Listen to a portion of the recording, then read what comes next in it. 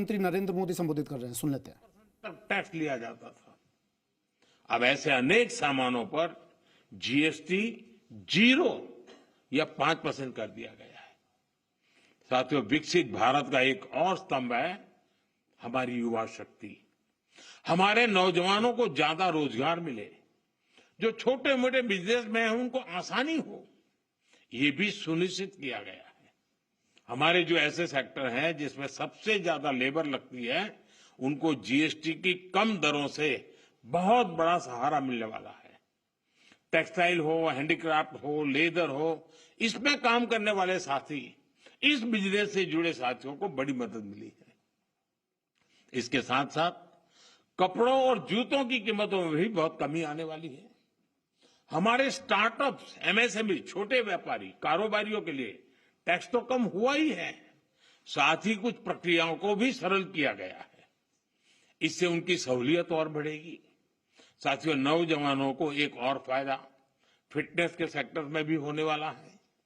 Gym, salon, yoga जैसी services पर tax कम किया गया है, यानी हमारा नौजवान फिट भी होगा और हिट भी होगा। और मैं आपको याद दिला दूं, सरकार आपकी फिटनेस के लिए इतना कुछ कर रही है, तो एक बात मैं बार बार कहता हूं, आप तो ऐसे लोग हैं डेली 200 लोगों से बात करते हैं आप लोगों को मेरी बात जरूर बताइए कि मोटापा हमारे देश के लिए बहुत चिंता का विषय है, इसलिए खाने का तेल 10% कम करने से शुरुआत करें। मोहम्मद जी, आप मेरा एम्बेसडर बन जाइए।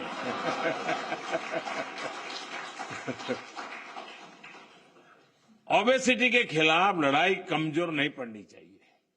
साथियों, अगर जीएसटी में हुए इस रिफॉर्म्स का अगर मैं सार बताऊं तो यही कह सकता हूं कि इससे भारत की शानदार अर्थव्यवस्था में पंचरत्न जुड़े हैं।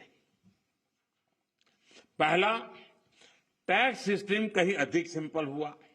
दूसरा, भारत के नागरिकों की क्वालिटी ऑफ लाइफ और बढ़ेगी। तीसरा, कंजम्पशन और ग्रोथ दोनों को नया बूस्टर मिलेगा। और चौथा, ईज ऑफ डूइंग बिजनेस से निवेश और नौकरी को बल मिलेगा। और पांचवा, विकसित भारत के लिए कोऑपरेटिव फेडरलिज्म यानी राज्यों और केंद्र की साझेदारी और मजबूत होगी। साथियों, नागरिक देवो भव ये हमारा मंत्र है। इस वर्ष सिर्फ जीएसटी में ही कमी नहीं की गई, इनकम टैक्स में भी बहुत कम किया गया है।